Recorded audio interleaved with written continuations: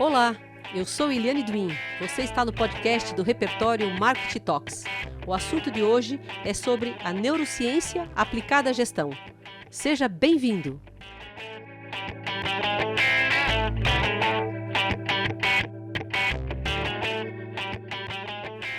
Nossa convidada de hoje é a Josiele Guimarães. Ela é sócia da JLG Marketing Estratégico, empresa focada em marketing promocional para ponto de vendas no Paraná. Administradora com mestrado na Flórida em neuromarketing. Diretora do Cindy Lojas em Ponta Grossa, professora e palestrante. Olá, Josi. Olá, tudo bem? Primeiro eu quero agradecer o convite, né? Uma honra, uma satisfação estar aqui com você hoje, contribuindo com um assunto bem inovador e diferenciado para esse podcast. Então, Josi, nós é que agradecemos aqui a tua presença, né? Um momento muito especial para o nosso blog. Há tempos atrás eu assisti uma palestra tua sobre a neurociência aplicada à gestão. Eu gostaria que você conceituasse para os nossos ouvintes o que é neurociência aplicada à gestão e qual é a associação disso com o neuromarketing, por favor. Então, esse termo, ele vem da fusão, a gente chama dos ecossistemas, né? A neurociência, como o estudo do ser humano, as biologias, e a administração, a gestão, como o estudo das empresas e dos negócios. O termo neuromarketing, ele faz um mix da ciência também, entendendo o indivíduo como química, como biologia, como neurônios, e funde com as ferramentas do marketing tradicional. Então, a gente sempre fala que neuromarketing ele não vai salvar as empresas, ele não é a solução do planeta Terra, mas ele é uma baita de uma ferramenta que pode potencializar e fazer com que você, empresário, entenda melhor quem é o seu consumidor e como ele age. E para nós que somos consumidores, pensar de maneira mais racional para que a gente reflita se aquelas decisões realmente serão relevantes para o nosso dia a dia, né? E não cometa aquela tão famosa compra por impulso. Exato. E aí me vem aqui uma outra questão que é a neurociência, ela vem obviamente para ajudar nas decisões de marketing, né? Então, de que forma, quais são os benefícios desse neuromarketing para as decisões dos profissionais de marketing? Então, o neuromarketing, ele como pesquisa, como instituto, ele utiliza alguns equipamentos que vêm do laboratório, né? Então, são pesquisas biométricas, exames de sangue, alguns equipamentos que trabalham com condutância de pele, que medem a excitação, o próprio Face Reader, que lê tuas microexpressões faciais. E esses estudos eles estão disponíveis na internet. Então, para quem não pode pagar um laboratório, um instituto, pode fazer lá um brainstorming com esses casos e aplicar nas suas empresas. Ah, mas Josiele, mas de que maneira eu vou fazer isso? Então, lá no meu escritório a gente trabalha com marketing promocional, né? Então, as empresas precisam vender mais e vender melhor. E não só vender, mas também fidelizar os consumidores. Então, de que maneira eu vou aplicar o neuromarketing? Então, eu posso utilizar montando um speech de abordagem para o vendedor, eu posso adequar o meu ponto de venda com a parte dos sentidos, colocando um cheirinho específico, adequando a luminosidade para que não fique nem muito escura ou nem muito clara, de acordo com o sentido que eu quero despertar naquela pessoa, utilizando as prateleiras de uma maneira bem organizada, com cartazes que tenham frases que chamem atenção. Então, isso já são conceitos do neuromarketing aplicado. E eu sempre digo que é o feijão com arroz que mata a fome, então é no neuromarketing também. São as pequenas mudanças que fazem grandes resultados. Então, hoje eu vou falar, por exemplo, de ferramentas. Então, dentro dos estudos, a gente aprende com o eye tracking que uma imagem de rosto dentro de um cartaz publicitário, ele chama muito atenção do que você colocar um corpão bonito. Isso tem um estudo científico atrás mostrando a importância do rosto. Então, aí, nesses ajustes que você, como empresário ou administrador que está tentando, pode potencializar a sua marca ou o seu negócio.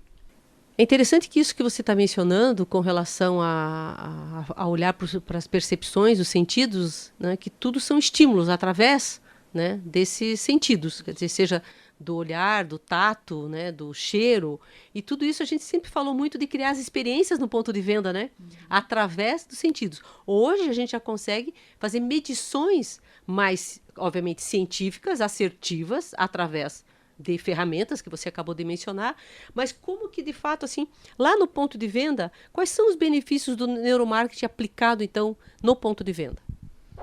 Hoje, com uma ação de marketing promocional que estimule, por exemplo, a degustação, que é o paladar, você consegue aumentar a tua conversão, às vezes, de 40%, com uma ação só de troca de brinde, você pode levar ela a vender até 70%, 80% a taxa de conversão de vendas de um produto que não vendia nada se não tivesse ninguém. Né? O fato de eu proporcionar essa experiência para o cliente experimentar. Hoje você pode até ver nas estratégias de digital também que muitos produtores de conteúdo eles disponibilizam o conteúdo para que você assista por 7 dias ou 30 dias e aí depois você vai decidir se você quer ou não aquilo para você. Mas aí você já está envolvido com a marca, você já experimentou. Né? A gente tem um mito que é sempre trocar o certo pelo duvidoso e daí nessa hora já não é mais duvidoso, porque você já experimentou. E aí você vende para um e vende para mais um e a tua taxa de conversão vai aumentando. Quando eu falei do cheirinho específico, quantos de nós, né, já fomos viajar para outros países ou de repente para outras cidades e sentiu um cheiro específico ou experimentou uma comida que lembrou comida da avó, que lembrou alguma comida do dia que você noivou? Essas emoções, elas ficam chanceladas no nosso hipocampo, local do cérebro onde armazena as memórias. Então, quando eu falo em paladar, em olfato e ouvido, eles são diretamente ligados com o nosso sistema límbico, que é o sistema que controla nossas emoções. Então, todas as experiências que geram uma emoção muito forte, seja ela boa ou ruim, elas ficam cristalizadas nesse hipocampo. Então, o que quer dizer cristalizadas? Quer dizer que eu vou lembrar delas talvez com uma maior facilidade. Coisas do cotidiano que são da nossa rotina, a gente dificilmente lembra. O que eu almocei ontem, o que eu falei com fulana 3 dias atrás. Não tenho essa recordação. Então, o maior desafio hoje das marcas é de que maneira eu posso ser lembrada sem que ele perceba que é o que ele está me vendo. Né? Então, isso é um tema assim que realmente, quando você fala para o lojista, ele fica ouriçado, a gente diz lá na minha terra. Então, mas nossa, é porque é isso mesmo, né? Aí, de que forma, como a gente está falando isso, as empresas podem ser sentidas? E se a gente amarrar com uma questão do DNA da marca, que a gente fala tanto aqui no nosso blog, que a gente tem lá a essência da marca, o posicionamento da marca, o propósito, como é que as empresas aí, já que o desafio grande das marcas é esse, com todas as memórias que você fica, emotivas da marca, seja por um lado bom, seja pelo lado não tão bom, como é que a gente pode, as empresas podem ser sentidas, né? E usando o DNA aqui, o que pode ajudar nisso, na tua opinião? Sabendo assim um pouquinho do DNA, né? Não sou especialista no DNA da marca, mas já vi vários trabalhos seus assim que foram incríveis. Eu acho que o que mais me marca no DNA é a questão do propósito.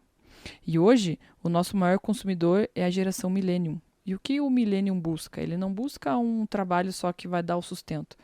Ele sempre vai buscar, né, na maioria dos casos, uma marca que tem um propósito. Então, por exemplo, se eu sou consumidora Apple, os produtos são clean, eles são todos assim metalizados, com branco, prata, dourado, traz uma cor de sutileza e extremamente, assim, poder aquisitivo de pessoas altas, né? Mas qual é a maior mensagem da Apple? É quebrar o status quo. Então quer dizer que eu não vou ser igual a todo mundo. Então, por que você ser um usuário de um sistema operacional que cabe em várias marcas se eu posso ser exclusivo? Então, por que eu vou fazer compra no mercadinho que trabalha com produtos orgânicos? Porque eu acredito num mundo mais sustentável. Então, o fato de você ser lembrado vincula-se muito com o propósito. Né? Então, hoje, as empresas elas procuram comprar roupa. Veio com uma sacolinha reciclável. Puxa, gostei, eu vou comprar mais lá. Então, sempre tem um atrás, sempre tem um porquê das coisas. Até tem o Simon Sinek, também um grande autor de livros, e ele fala sobre o porquê. E a gente tem que trabalhar esse porquê. E quando a gente pensa em desempenho também das empresas, a partir do momento que você sabe dar uma camisa para o teu funcionário vestir, ele vai jogar bola como se fosse a Copa do Mundo.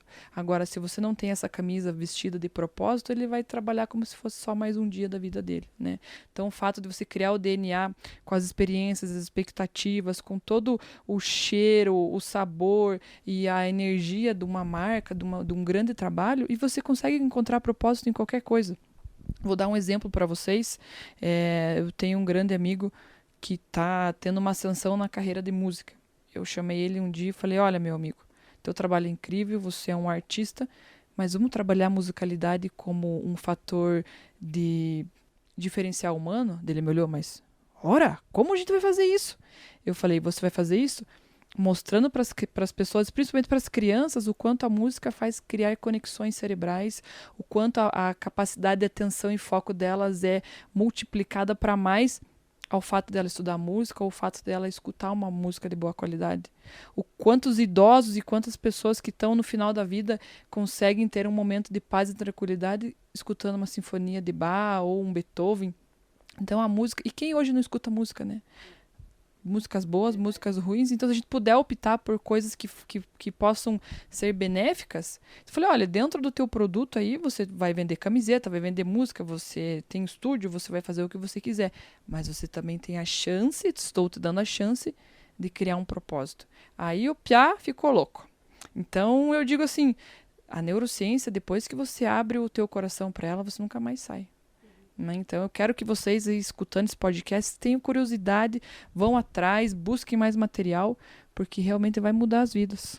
É interessante quando você está falando assim, eu vejo quanto importante é você ter exatamente isso que você fala, ser um curioso, e quando você entra nesse mundo de entender o consumidor, que você nunca mais deixe de estar ali, né? Porque é muito rico, é muito contagiante você entender o comportamento do consumidor. Quem trabalha com comunicação, quem trabalha para cuidar das marcas, entende que quanto mais souber do comportamento do seu cliente, como ele pensa, como ele age, como ele sente a marca, isso é fundamental para a gente fazer com que essa marca também fique perene. Então, se essa marca tem um propósito, como diz você, que as pessoas queiram vestir a camisa, e isso faz com que elas tenham uma conexão muito maior com as marcas, a gente tem aqui um novo olhar para o consumidor através da neurociência, né? E daí, obviamente, ligada ao neuromarketing. Então, como é que esses gestores eles podem usar a pesquisa do neuromarketing em benefício do seu negócio? Então, a pesquisa do neuromarketing, ela é diferente das pesquisas comuns. O que é uma pesquisa comum, Josiele? Pesquisa comum é aquela que você avalia de 0 a 10 um atendimento, que você avalia de 0 a 10 um produto. E o que é avaliar de 0 a 10? Quando você coloca números, você raciocina, você racionaliza a tua resposta.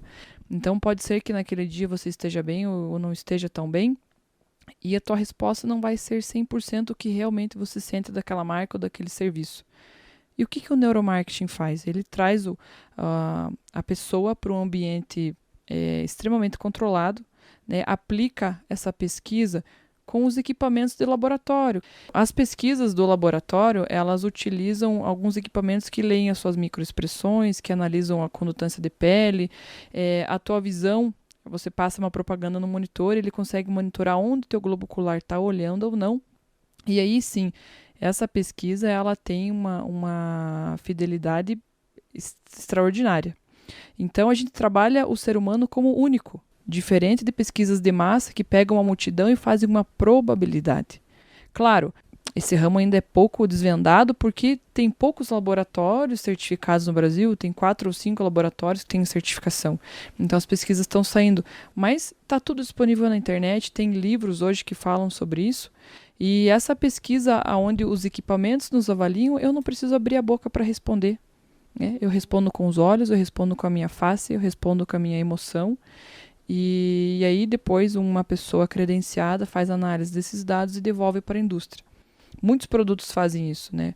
A Coca-Cola, a Apple, grandes marcas trabalham esse tipo de tecnologia para que realmente sejam assertivas. E de fato, elas conseguem uma assertividade grande. Ah, mas eu não tenho dinheiro para pagar para um laboratório fazer uma pesquisa. Então, como eu falei anteriormente, né, vamos utilizar os casos que tem e aplicar, que essas mudanças realmente vão fazer a diferença para nós. Então, trabalhar o ser humano como indivíduo, não como multidão, trabalhar a resposta inconsciente, tentar chegar nessa resposta inconsciente e não tentar justificar com a resposta racional.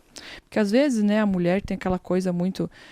para aquela bonitona lá eu vou responder o que eu achar. Então, eu já estou colocando uma barreira na minha pergunta porque eu tive uma empatia ou não com aquela pessoa, né? Infelizmente, nós seres humanos sabemos que a gente faz isso, né?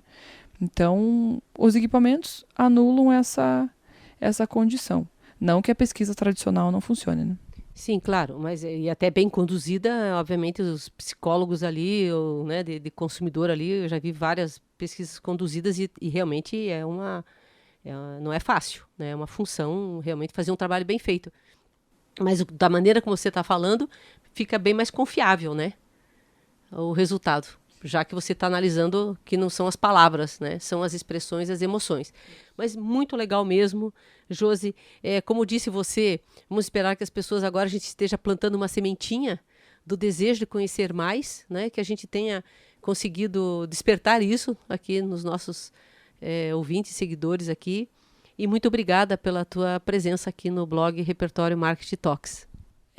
Novamente, eu que agradeço por poder participar aqui com vocês. Como a Eliane falou, para vocês ouvintes, desejo aí muita criatividade, não. Eu desejo para vocês muita perspicácia em pesquisar, porque o mundo só é transformado por aqueles que têm capacidade de questionar. Então, sejam questionadores e vão atrás de mais informações. E também, claro, se a gente tiver a oportunidade de continuar esse assunto num próximo podcast, deixem os comentários, entrem em contato com o pessoal por temas nessa vasta área aí que vocês tenham curiosidade em que a gente traga aí algum case, um exemplo para vocês. Um grande abraço e sucesso a todos. Sucesso para você. Espero realmente que todos tenham gostado muito desse bate-papo. Mas antes de encerrar, eu quero fazer um convite para você. Se inscreva no canal no YouTube e aperte no sininho para receber automaticamente as novidades. Toda semana tem vídeo novo no canal e materiais novos no blog do Repertório Marketing e Talks. Um abraço e até breve.